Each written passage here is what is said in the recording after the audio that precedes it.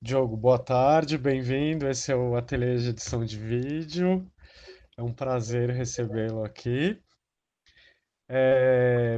Só para quem não te conhece, te apresentar um pouquinho. Esse é o Diogo Leite, ele é diretor, roteirista, produtor, já fez um monte de coisa, mas está aí se destacando no curta-metragem. E dois dos seus curtas tiveram uma boa repercussão, né, Diogo? Foi massa, assim, você ganhou o melhor direção em Gramado com o Menino Pássaro.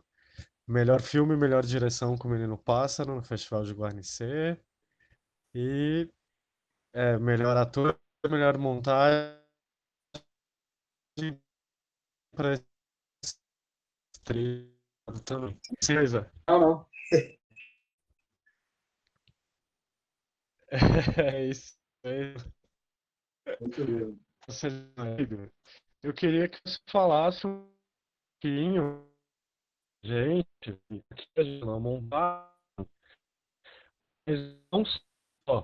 É, a galera de outras áreas, também muita gente tem vontade de fazer seus próprios curtas. Então eu queria que você contasse um pouco, tipo, da sua trajetória, quem é você e como que você começou no audiovisual. Bom, primeiro, desculpa a voz, que eu estou uma crise de rinite, então talvez eu fique um pouco fanho, etc. e tal. Segundo, é prazer estar aqui falando com você, com vocês.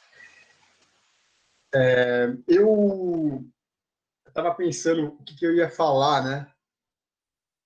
Nessa aula ou nessa sala, acho que é mais sala, não é uma aula, né? Eu não sou professor. E aí eu lembrei que eu comecei montando filmes, né? Eu morava na Cachoeirinha e lá tem o Centro Cultural da Juventude. E lá nos anos 2000, isso é 2006, 2007, era o único lugar da cidade que tinha à disposição Max, Mini Max, para quem quisesse usar e montar seus filmes. E lá também era o único lugar da cidade que você tinha uma aula de montagem gratuita. Então, eu lembro que era tudo da 1 a 5, assim, era bem puxado. E eu lembro que a minha Uhum. turma, eu era a única pessoa que morava no bairro. Tinha gente, eu lembro que tinha um cara do Capão Redondo, tinha outro, acho que da Zona Oeste, tinha até um cara que estudava na FAAP. E aí, depois de Sim. alguns anos, eles fecharam o curso porque viram que a finalidade e o público era outro, né? Eles queriam o público da área ali, né? Brasilândia, Sim. Cachoeirinha, Freguesia do Ó, né? Mas eu aprendi ali, então, a mexer no Final Cut, e ali foi o meu primeiro contato, de fato, com o audiovisual, assim. Mesmo que eu gostasse e tal, era, na época eu fazia jornalismo, estava acho que no segundo ou primeiro ano, e aí eu fiz uma primeira curta-metragem, que é um documentário, e montei na faculdade com esses conhecimentos que eu aprendi lá no CCJ. E foi meu Certo. primeiro e único curta que eu montei. Depois eu vi que não era para mim essa questão de curta e tal. Então, essa questão de montagem. E Hum. aí eu só montei depois filmes pequenos, assim, para editais e tal, de 1, 2 minutos, assim, mas curta nunca mais eu me arrisquei. Eu cheguei a montar um curta com uma amiga, mas ele não ficou muito bom porque as imagens também, as imagens captadas não davam uma história, né? Então isso se perdeu, eu acho. Eu não tenho mais esse material. E depois que eu terminei a... Tem isso, né? Eu sempre brinco com os aprendizes que assim, o montador não faz milagre, né? É, Não adianta. sim, não tem essa de resolve na montagem, não. Isso Pois é, uma besteira. Não dá para você fazer milagre, não dá para você salvar. Às vezes dá para você salvar um filme, dá para você mudar a característica do filme, mas se você tem um sim, material para isso, tá? Se você não tem, sim. de fato não tem o que fazer. Aí, depois que eu terminei a faculdade, eu entrei na Escola Livre de Cinema, lá em Santo André, Uhum. que é uma escola gratuita da prefeitura. Lá também tinha um MEC, mas aí eu já não me arriscava tanto. Não. Aí, não, perdão. Lá tinha um MEC, e aí, nesse primeiro ano, a LCV, como é conhecida a escola, ela foi convidada para fazer o making off do Festival de Curtas. Porque Festival de Uhum. Curtas, a Zita, que é a diretora, sempre convida uma escola de cinema de São Paulo para fazer o making off. E Sim. aí, os meus colegas fizeram o make-off e eu fui um dos montadores. Então, aí, de fato, eu montei novamente. E essa foi a única, quer dizer, foi a última vez que eu montei um material extenso, assim, né? Eram muitas horas de filmagem, e até reclamei com os colegas na época que eles filmavam sem nenhuma consciência, né? Isso, na hora de Uhum. você trabalhar o material, já que eu não tinha um assistente, trabalhava sozinho, é muito difícil e Uhum. demora muito. E eu lembro que a Zita uma vez chegou na sala que eu montava lá na Quinofóbica, e ela brigou comigo, assim, né? Deu uma bronca, porque eu estava demorando demais. Mas, na verdade, é porque tinha muitas horas de material captado, então você não tinha Sei. a noção, ao gravar, do que você queria transmitir, né? Uhum.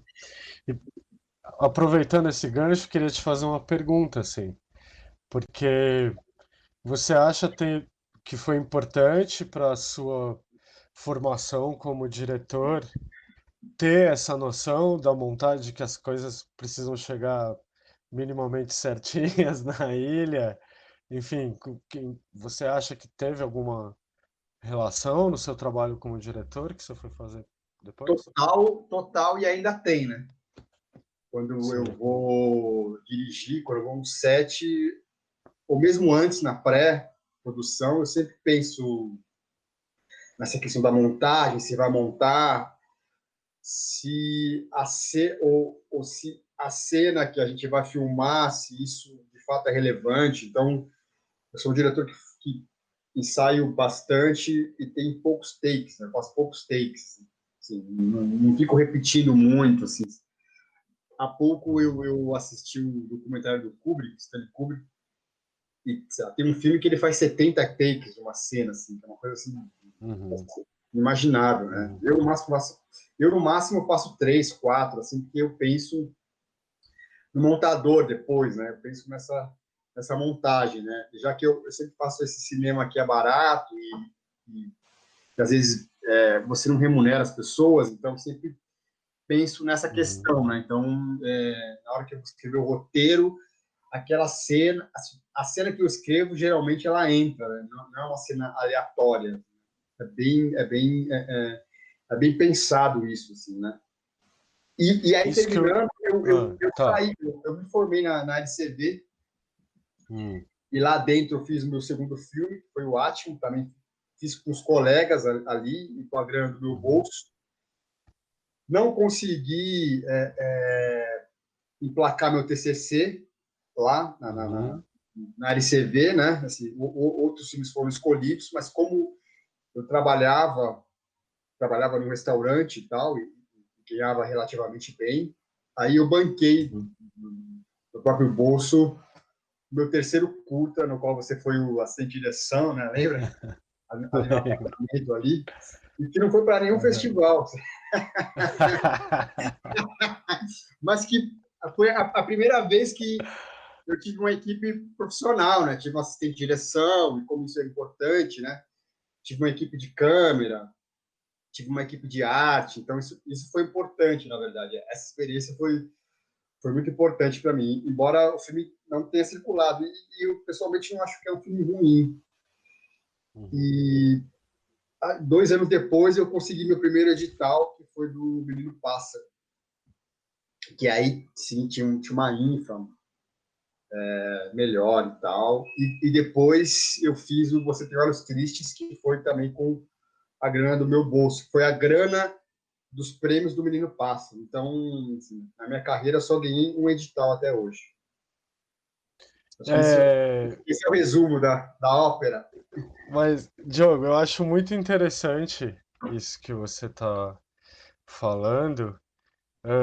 Eu queria entender, essa é uma das perguntas que tem aqui, tipo, o que é, como é e por que fazer cinema no Brasil hoje, tipo, com todas essas, assim, sendo difícil mesmo, no esquema dos editais, por exemplo, a gente sabe, é Sim, muita concorrência para poucas vagas e às vezes a própria verba do edital acaba sendo insuficiente para tocar o projeto.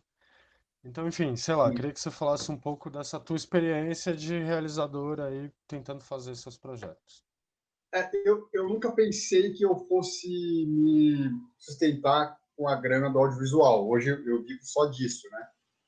Sempre Uhum, fiz outras coisas, assim. Eu trabalhei 7 anos como cozinheiro, assim. Então, essa grana que eu ganhava na cozinha que me sustentava, eu podia comprar os livros, podia ir ao cinema, né? E financiar os filmes. Né? Todos os filmes, quer dizer, 3 filmes foram feitos dessa maneira, né? uhum, É, assim, eu acho muito difícil fazer cinema no Brasil, assim, quem me pergunta, eu desaconselho, assim, vai fazer outra coisa, sei lá, né? Eu fazia direito, né? Antes de fazer jornalismo, fiz 3 anos e parei porque não tinha grana, né? Sempre imaginei que uhum, eu seria um advogado e aí nas minhas folgas, né, eu faria os filmes. Assim. Sempre uhum, coloquei isso na cabeça que não conseguiria viver. E, e de fato queimei a língua, porque agora eu estou conseguindo. Não sei até quando, mas assim, estou conseguindo, mas demorou muitos anos para que, enfim, eu pudesse de fato ter uma, uma liberdade de poder escolher o que eu quero fazer. Eu acho, eu não estou fugindo da pergunta, não. Eu acho que eu tenho algumas histórias para contar, né? Então, uhum. algumas, assim. Então, acho que eu persisto no audiovisual um tempo, não sei até quando, Uhum. assim, né? Mas, de fato, Você tá há 10 anos filmando já, né? Mais de 10 anos. cara, 10 anos, assim, 10 anos, meu primeiro curta é Uhum. de 2008, Hum. só em 2017 que eu fui, de fato, ganhar dinheiro com isso, assim. Eu saí Uhum. de um emprego Uhum. fixo, com carteira assinada, e aí tive a oportunidade de trabalhar numa produtora, e aí consegui me sustentar, assim, mas ainda morava com minha mãe. Então, quando eu passei a morar sozinho, assim, aí eu tive que mudar de emprego, ainda no audiovisual, mas por sorte eu consigo, a trancos e barrancos, me sustentar. Sem nenhum luxo, mas assim, Sim. eu não sou um cara do luxo e tal, vivo com bem pouco, vivo bem. Mas ainda acho que para quem quer e persiste, é um caminho que pode ser interessante, assim. Mas claro que você tem as adversidades e que é muito, muito difícil, ainda mais para quem é pobre, negro, assim. É bem difícil mesmo, assim, cara, bem difícil mesmo.